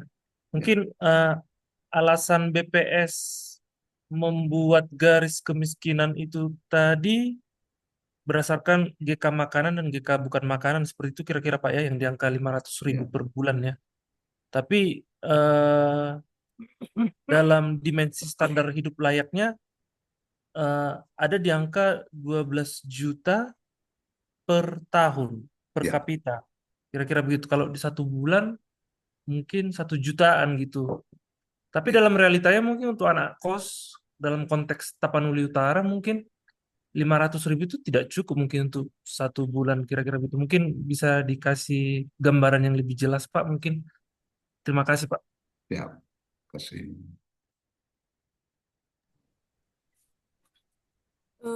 Baik Pak, terima kasih atas pertanyaannya. Untuk Bapak Dr. Randus Anggiat Tulus Sibagariang, saya akan mengulangi pertanyaan dari dua penanya. Yang pertama dari Saudari Flora Tio Pasaribu dari Teknologi Informasi kelas A. Pertanyaannya, langkah-langkah apa yang bisa dilakukan pemerintah dalam memperbaiki indikator-indikator yang masih rendah? Dan yang kedua, pertanyaan dari Bapak Edward Huta Barat. Bapak Edward Huta Barat bertanya, alasan BPS membuat garis kemiskinan berdasarkan indikator makanan yang di angka 500 sampai 1 juta. Dalam realitanya untuk mahasiswa atau yang anak kos, 500.000 dalam satu bulan itu tidak cukup. Bagaimana pendapat Bapak dalam hal ini? Terima kasih Pak. Waktu dan layar kami berikan untuk Bapak untuk menjawab pertanyaan-pertanyaan tersebut. Terima kasih. Baik, terima kasih. Saya akan coba ya menanggapi dari Flora Tio Pasaribu tadi terkait dengan pertanyaan langkah-langkah apa. Jadi benar ya. Jadi ini yang selalu kita sarankan kepada pemerintah daerah. Jadi dari sekian indikator tadi, indikator utama tadi itu selalu kita sampaikan bagaimana cara meningkatkan. Jadi kita juga memberikan saran. Saya ambil contoh ya. Saya ambil contoh dulu meningkatkan PDRB ya. PDRB itu bagaimana? Kemarin saya sudah memberikan saran juga bagaimana meningkatkan PDRB, bagaimana meningkatkan nilai PDRB ini. Tentu untuk meningkatkan nilai PDRB itu, ini kan salah satu indikator ya, indikator yang ditanyakan oleh Floratio tadi, tentu adalah dengan meningkatkan ini semua ini, harus bergerak semua ini, jadi tidak boleh tidur. Jadi bagaimana meningkatkan PDRB jasa-jasa, bagaimana meningkatkan PDRB perdagangan. Tentu ini ranahnya adalah pemerintah selaku yang mengeksekusi ya, membuat kebijakan atau merancang pembangunan itu adalah pemerintah ya, baik pemerintah. Kalau di kita kan Tapan Utara lah tentunya ya. Ini harus dilihat ini. Misalnya ini apa namanya kalau kita lihat struktur tadi yang rendah itu misalkan sektor lapangan usaha B ya pertambangan. Nah ini tentu harus dipikirkan bagaimana menggeliatkan ini ya meningkatkan ini perannya kalau kita bicara dalam struktur eh, bagaimana meningkatkan peran ini sehingga nanti misalkan B ini boleh menjadi 10%. 15% dan sebagainya itu. Itu kalau cara langkah-langkah sebetulnya untuk memperbaiki indikator ini. Indikator nilai PDRB-nya ya. Kalau kita lihat tadi PDRB kita, ini kita berada pada posisi yang ini ya masih rendah sebetulnya ya. Nilai PDRB kita itu namanya economic size ya. Kan tadi kan sudah dijelaskan nilai seluruh produksi barang dan jasa yang ada di kabupaten itu yang namanya kegiatan ekonomi ya. Ya ini harus ditingkatkan. Ini cuma 11,28 triliun ya kemampuan ekonomi kita, apa namanya, ekonomi, besaran ekonomi kita. Kalau dibanding dengan Medan, oh jauh sekali ya. Tanjung Balai aja masih di atas kita. Nah, itu jadi itu untuk PDRB. Lalu kemudian untuk meningkatkan laju pertumbuhan ekonomi, tadi kan sudah dijelaskan ini ya, laju pertumbuhan ekonomi itu adalah laju pertumbuhan PDRB harga konstan. Bagaimana meningkatkan laju pertumbuhan ekonomi? Nah, harus kita pahami dulu apa itu PDRB harga konstan. PDRB harga konstan meningkat setiap tahun atau menurun, dia hanya dipengaruhi oleh produksinya ya, bukan harga. Jadi untuk meningkatkan laju pertumbuhan ya tentu PDRB harga konstannya juga harus meningkat ya signifikan. Caranya seperti apa? Ya harus meningkatkan produksi barangnya, barang jasanya ya. Jadi misalkan kalau padi ya pertanian misalnya uh, harga konstannya itu apa namanya pada tahun 2020 misalkan 1.000 ya. Lalu kemudian pada tahun kita harapkan pertumbuhannya misalnya pertanian itu misalnya 100%, maka ke depannya dia harus ya 2.000, nah, kira-kira gitu ya. Nah itu jadi, tetapi kan itu kan per sektor atau lapangan usaha. Kalau misalkan untuk keseluruhan, ya itu tadi, ini seperti ini, 4,77 ini kan adalah nilai PDRB harga konstan. Tetapi kalau untuk meningkatkan ini, misalkan 4,77 ini tentu ya peran daripada semua lapangan usaha atau sektor itu harus meningkat ya. Tidak misalnya harus tidak di, tidak apa namanya, tidak seperti ini mana tadi yang pertanian yang kalau saya lihat ini ya, ini peningkatannya ini kan bukan sektoral, dia sektoralnya ini dia ini. Kalau kita lihat misalkan harga konstan ini pertumbuhan ekonomi ya ini ini kan besar nih. Nah, sementara yang misalkan sektor jasa atau saya lihat juga saya lihat yang misalkan ini pengadaan air nih, pengadaan air dari 6 miliar ya menjadi 7 miliar ya. Ini kan sangat-sangat itu menembangkan ini adalah produksi daripada semua lapangan usaha ini ya harus ditingkatkan. Nah, itu terkait dengan laju pertumbuhan. Lalu kemudian PDRB per kapita, bagaimana meningkatkan ini? Meningkatkan PDRB harus kita pahami dulu apa itu PDRB per kapita. PDRB per kapita itu sebetulnya adalah nilai PDRB nominalnya harga berlaku dibagi dengan jumlah penduduk. Jadi cara meningkatkan PDRB per kapita itu kalau matematikanya kan seperti itu. PDRB per kapita sama dengan nominal PDRB dibagi dengan jumlah penduduk. Supaya PDRB per kapita meningkat, maka yang di atas itu, pembilangnya itu harus dibesarin. Nah, kembali ke yang saya sarankan tadi, nah ini semua harus dibesarin nilainya ini, ya nilainya ini harus dibesarkan. Nah, ekonomi itu harus tumbuh itu, ya pertaniannya dibesarin, ini dibesarin. Tetapi kalau kita lihat di sini potensi sebetulnya yang perlu dikembangkan itu ini, yang di bawah pertanian ini semua, yang masih ada 0, dan sebagainya itu ya perannya. Nah itu kalau untuk meningkatkan PDRB per kapita. Nah coba kita lihat PDRB kita masih kecil ini ya hanya sebesar 34,49 juta per kapita per tahun, sementara yang lain sudah mencapai hampir 2 kali lipat atau bahkan 3 kali lipat ya di atas kita. Nah, caranya adalah tingkatkan itu. Ini apa namanya nilai PDRB itu, nilai PDRB itu harus tingkatkan karena sesungguhnya PDRB per kapita itu adalah jumlah PDRB dibagi dengan jumlah penduduk. Penduduknya tadi sudah kita sajikan proyeksinya, sudah dapat. Jadi kalau kita mau PDRB sekian, PDRB per kapita sekian, harusnya berapa? Ya kan? Jadi kalau matematisnya kan begitu. Kalau A sama dengan ya macam Y sama dengan A per B, maka untuk mencari A-nya itu kan Y kali B. Nah, penduduknya sudah ada. Nah, kalau kita inginkan misalnya PDRB per kapita, hitung sendiri lah. Misalnya 2 kali lipat dari sekarang, berapa yang diperlukan nilai PDRB-nya sebetulnya? Harusnya PDRB-nya berapa? Kalau kita keingin seperti itu, maka kita berupaya ya. Harus diupayakan itu nilai PDRB harus sekian gitu. Lalu kemudian laju pertumbuhan ekonomi sudah, ini PDRB per kapita sudah, indikator kemiskinan memperbaiki ya. Untuk menurunkan angka kemiskinan, bagaimana caranya? Menurunkan angka kemiskinan itu harus kita pahami dulu apa yang disebut dengan miskin itu ya.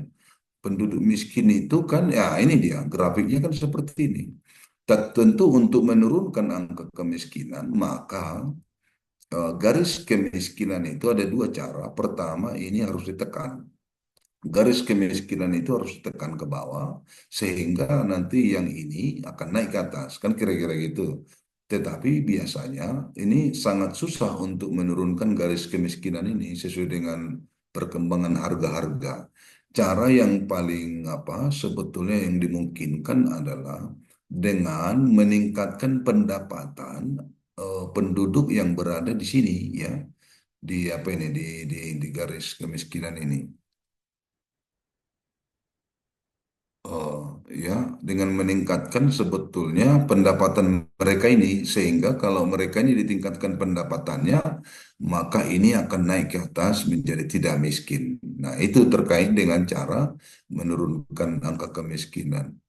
Eh, Lalu kemudian indikator ketenagakerjaan, bagaimana cara menurunkan, maksudnya kan menurunkan angka kemiskinan, apa? Pengangguran, ya penciptaan lapangan kerja, ya harus ciptakan lapangan kerja yang sebanyak-banyaknya sesuai dengan perkembangan daripada penduduk usia kerja tadi, ya penduduk usia kerja tadi harus, nah itu tadi, apalagi dikaitkan dengan yang paparan yang pertama tadi bonus demografi ya itu kan banyak apa namanya penduduk berusia eh,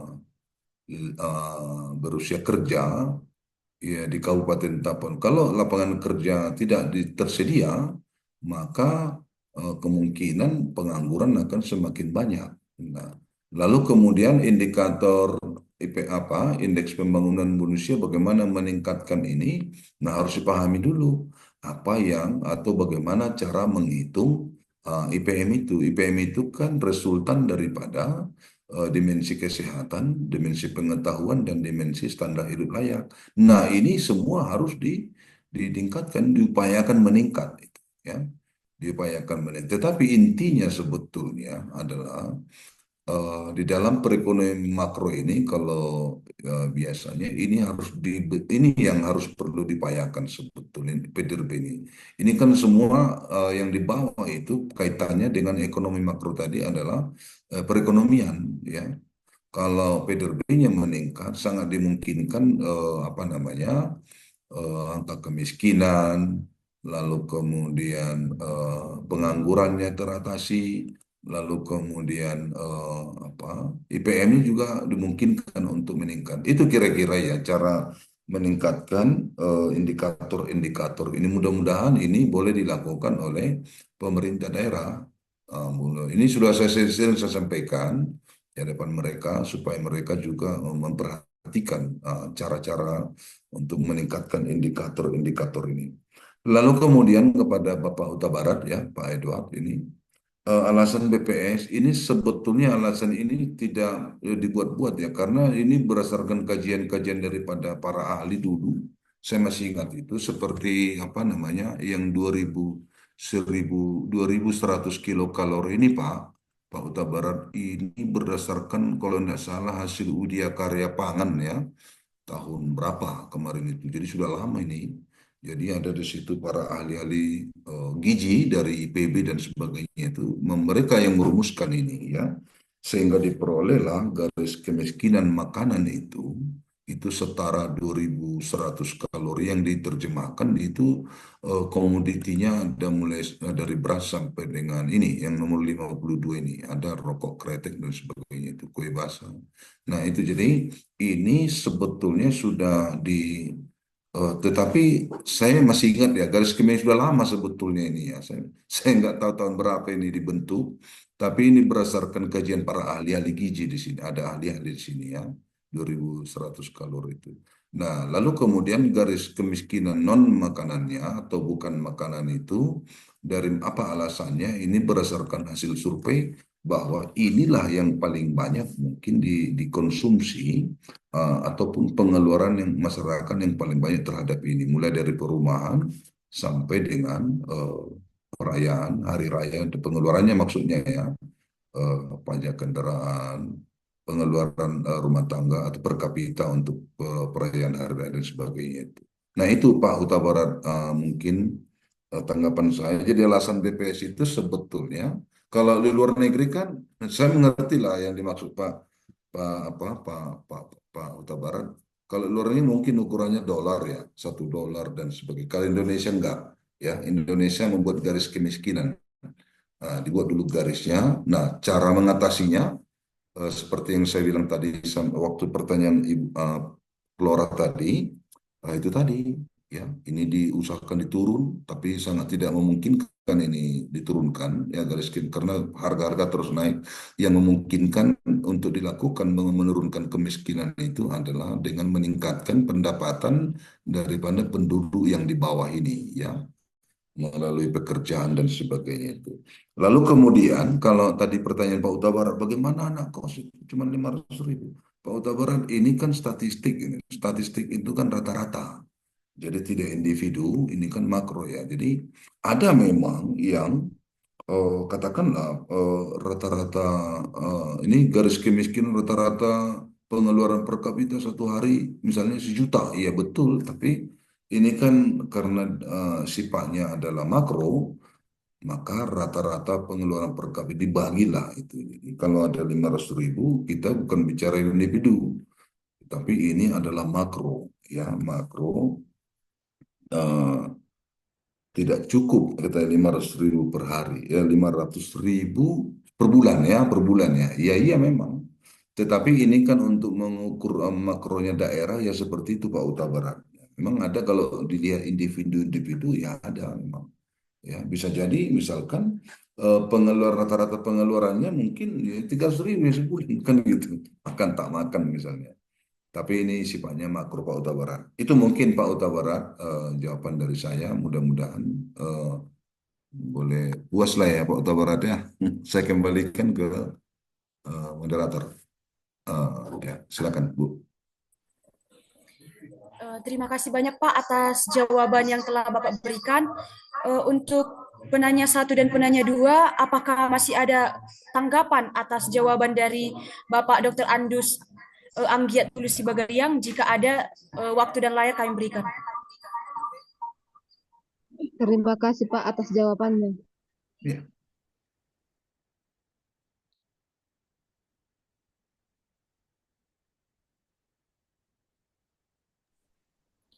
Oke, baiklah.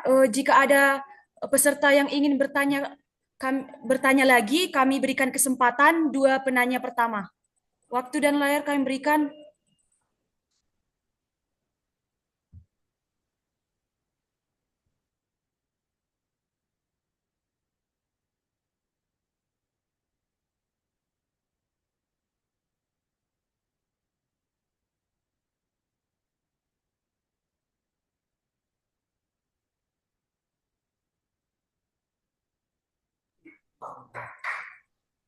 Apakah masih ada yang ingin ditanyakan peserta Bapak, Ibu, dan saudara-saudari? Jika ada, waktu dan layar kami berikan.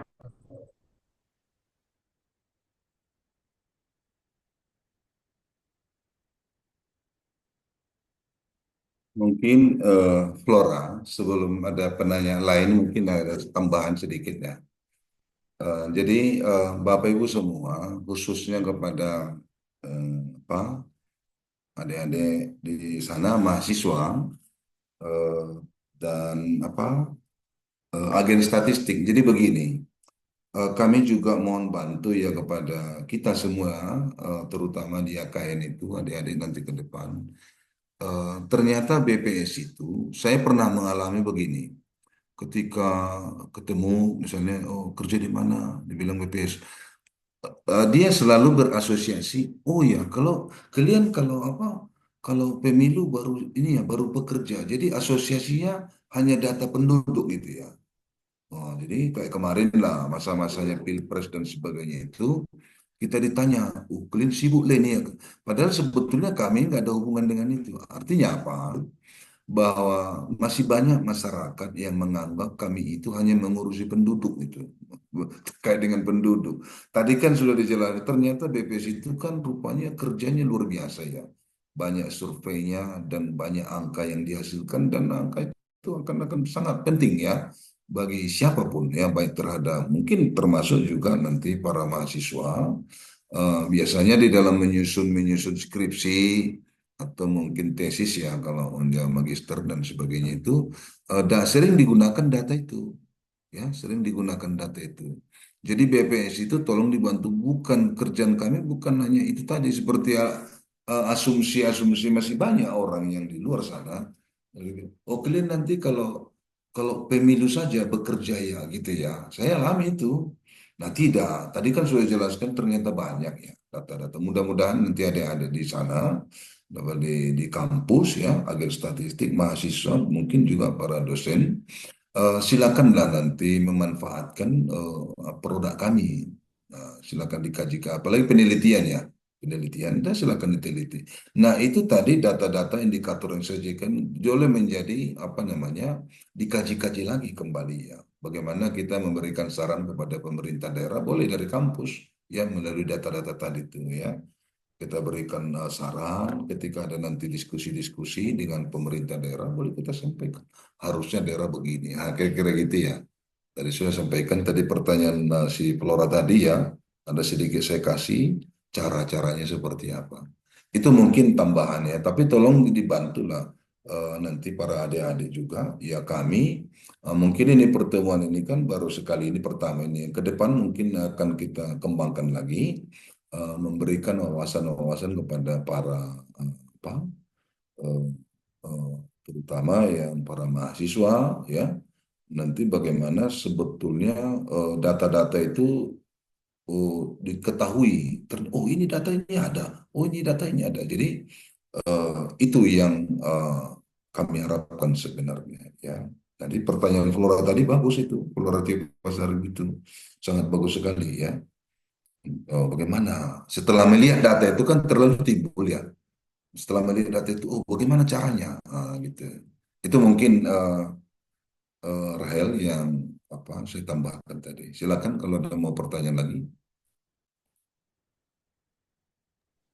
Baik, Pak, terima kasih.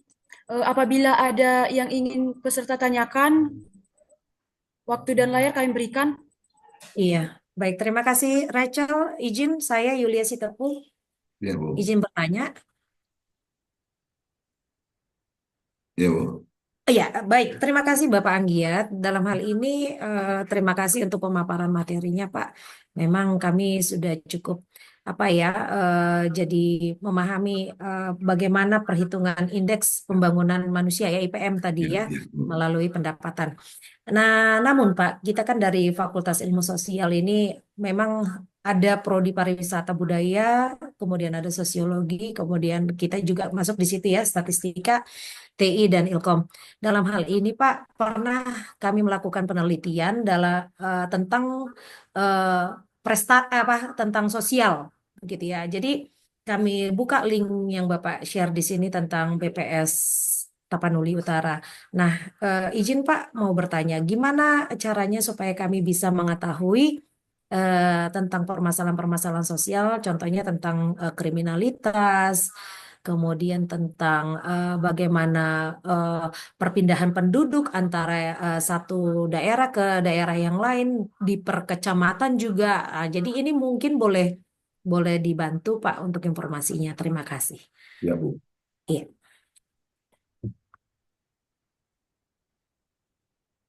Ini, Bu, yang demikian Rachel. Rahel tadi kan? Atau langsung saya jawab aja, Bu Rahel? Terima kasih Bu atas pertanyaan yang telah diberikan. Untuk Bapak Dr. Andus Anggiat Tulus Sibagariang, saya akan mengulangi pertanyaan dari Ibu Yulia. Ibu Yulia menanyakan bagaimana caranya supaya kita bisa mengetahui masalah-masalah sosial, contohnya seperti kriminalitas, perpindahan penduduk antar kecamatan. Bisakah Bapak jelaskan? Terima kasih, Pak. Baik. Terima kasih Ibu Sitepu yang baik hati. Eh, Gini Bu ya, jadi kami juga sebetulnya di kantor itu ada membuka. Nah inilah gunanya sebenarnya adanya pojok itu ya di sana ya. Kita mendirikan pojok supaya apa? Supaya seperti yang Ibu maksud tadi itu boleh terjembatani Bu. Jadi namun demikian ada juga sebetulnya layanan kami yang namanya konsultasi statistik. Jadi kalau misalkan untuk memenuhi data-data yang seperti yang Ibu bilang tadi, boleh juga nanti ke kantor gitu ya, atau mungkin melalui pojok nanti itu boleh dijembatani Bu. Nah kami akan berupaya misalkan, karena di mana di BPS itu juga ya terkait kriminalitas mungkin yang Ibu maksud itu ada sama kami melalui Susenas ya melalui Susenas ada di Susenas itu banyak apa namanya data atau indikator-indikator yang sebetulnya boleh dimanfaatkan terutama oleh dunia akademik ya dunia kampus. Nah silakan Bu nanti boleh nanti mungkin ini saya catat Bu dengan Ibu Dahlia nanti mungkin dijembatani untuk memperkenalkan data-data apa saja lagi yang ada di BPS itu selain indikator-indikator makro tadi ya terkait data sosial, kriminal. Saya ingat itu di Susanas itu kaya Bu, kaya datanya itu kaya boleh dimanfaatkan lah terkait dengan sosial apa kriminalitas. Saya ingat ada di dalam itu. Itu mungkin Bu yang bisa sampaikan nanti apa namanya tindak lanjutnya nanti boleh kita komunikasi Bu. Terima kasih Baik, Bu. Pak. Terima kasih, Pak. Ya Bu, setuju. Baik, terima kasih untuk Bapak Dr. Andus Anggiat Tulus Sibagariang atas jawaban yang telah diberikan. Untuk peserta yang ingin menanyakan tentang materi ini, masih ada waktu untuk memberikan pertanyaan. Kami akan memberikan waktu dan layar. Siapa yang ingin menanya, silakan bertanya.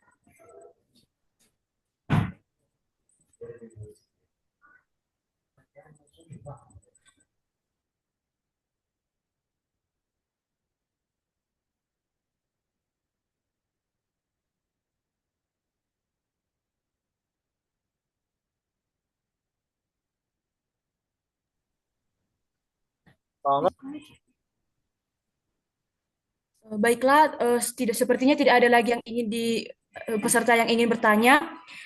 Jika tidak ada mengucapkan terima kasih, saya moderator meminta maaf atas kesalahan apabila ada kesalahan tutur kata selama saya menjadi moderator dalam webinar kali ini, dan saya mengucapkan terima kasih sekali lagi.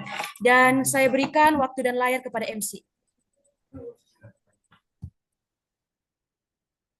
Terima kasih kepada moderator, terima kasih juga kepada Bapak Tulus Sibagariang yang telah memberikan paparan dan sangat menarik.